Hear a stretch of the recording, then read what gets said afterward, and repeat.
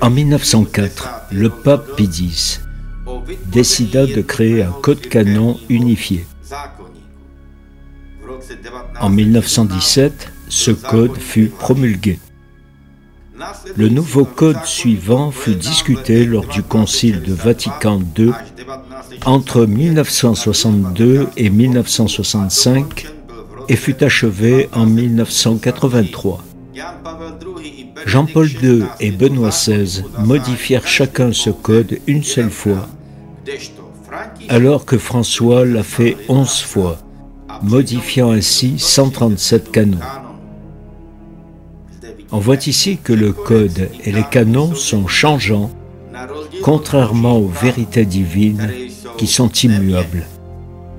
Cependant, il faut savoir que si ce code est utilisé à mauvais escient par des hérétiques contre les fondements de ces vérités divines immuables, ou est interprété de manière contraire, il devient nul et non avenu, comme tous les documents qui sont placés entre les mains des hérétiques et des apostats. Aujourd'hui, Bergoglio nie et abroge les lois et les commandements de Dieu sur lesquels repose le code canon. Par conséquent, même entre ses mains, le code canon n'est pas valide. L'hérétique manifeste, occupant la fonction papale, Georges Bergoglio, qualifie de crime de schisme le fait que son nom, c'est-à-dire le nom d'un hérétique manifeste, ne soit plus mentionné au cours de la liturgie par aucun prêtre ou évêque. Que dit à ce sujet le canon 15 du Concile de Constantinople de 861 ? Ce canon déclare que, en ce qui concerne ceux qui cessent de mentionner dans la liturgie un hérétique public, qui proclame publiquement et enseigne manifestement une hérésie condamnée par les saints conciles, ou par les pères de l'Église, ou directement par l'Écriture, et se retire de la communion avec lui avant tout verdict officiel rendu contre lui. Ces personnes non seulement ne sont soumises à aucune peine canonique, mais sont même dignes d'honneur. Car elles ne condamnaient pas des évêques, mais de pseudo-évêques et de pseudo-docteurs. De tels prêtres ne sont pas coupables de schisme, mais cherchent au contraire à protéger l'Église du schisme et de la division. Le schisme est causé par un hérétique, un pseudo-évêque et un pseudo-pape qui conduit les gens à l'hérésie en abusant de l'autorité de l'Église.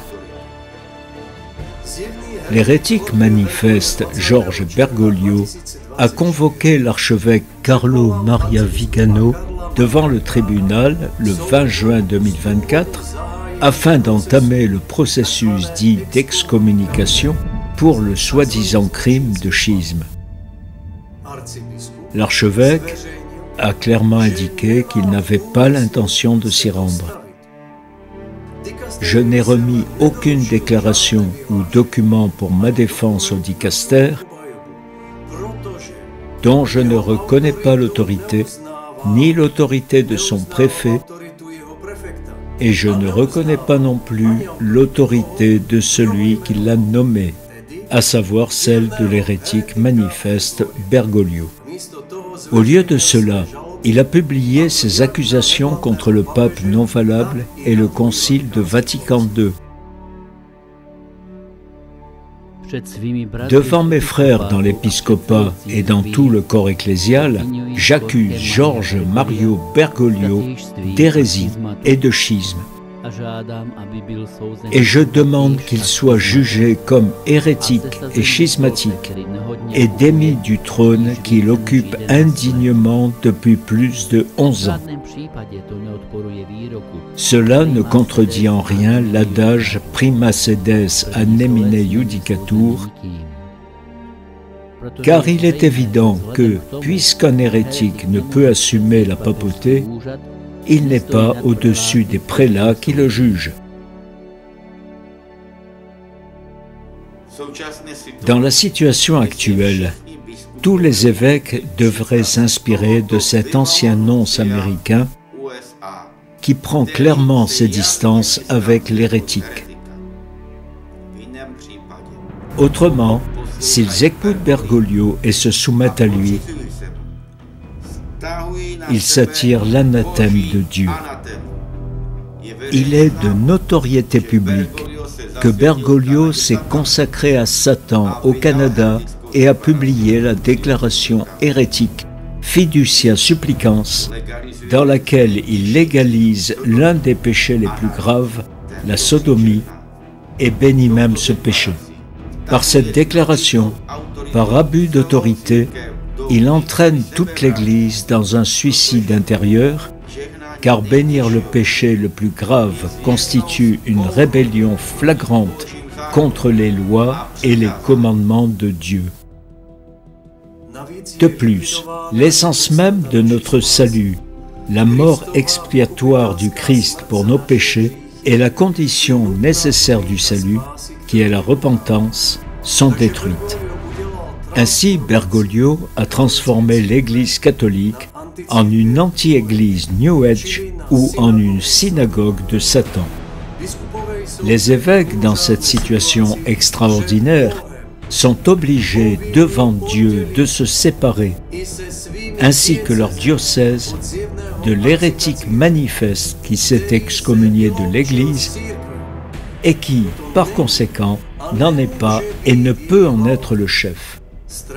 La crainte des sanctions canoniques en vertu du code de droit canonique n'a aucune justification dans cette situation. Monseigneur Vigano a clairement indiqué qu'il ne reconnaît pas l'autorité du dicaster, ni de son préfet, ni de celui qui l'a nommé. Aucun évêque ou prêtre ne peut être en union avec un archihérétique. Et s'ils le sont, ils sont soumis au même châtiment que l'archihérétique, c'est-à-dire l'anathème de Dieu ou la malédiction de Dieu, selon Galates, chapitre 1, versets 8 et 9. C'est une exclusion non seulement du corps extérieur de l'Église, mais aussi du corps mystique du Christ.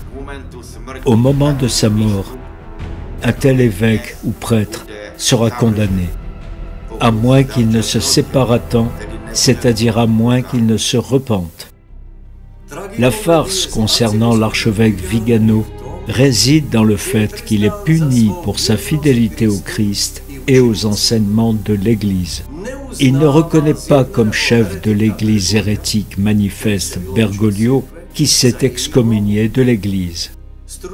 En bref, les sanctions canoniques placées entre les mains de Bergoglio et de sa secte sont nulles et non avenues, et ceux qui en tiennent compte sont contraints de s'opposer au Christ et à son évangile et de légaliser le péché.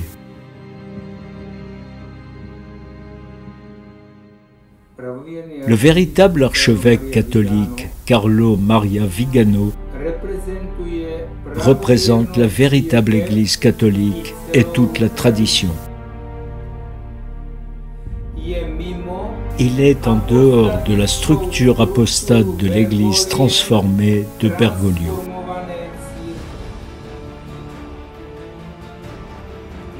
Dans cette situation, il peut donc ordonner des évêques et n'est pas limité par le code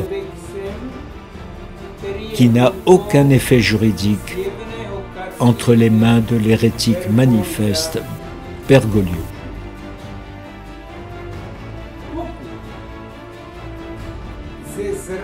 Si à cause de leur trahison et de leur lâcheté,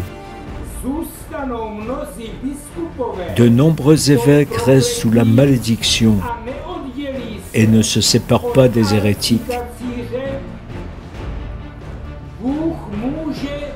Dieu peut établir une nouvelle véritable structure épiscopale catholique dans ces diocèses.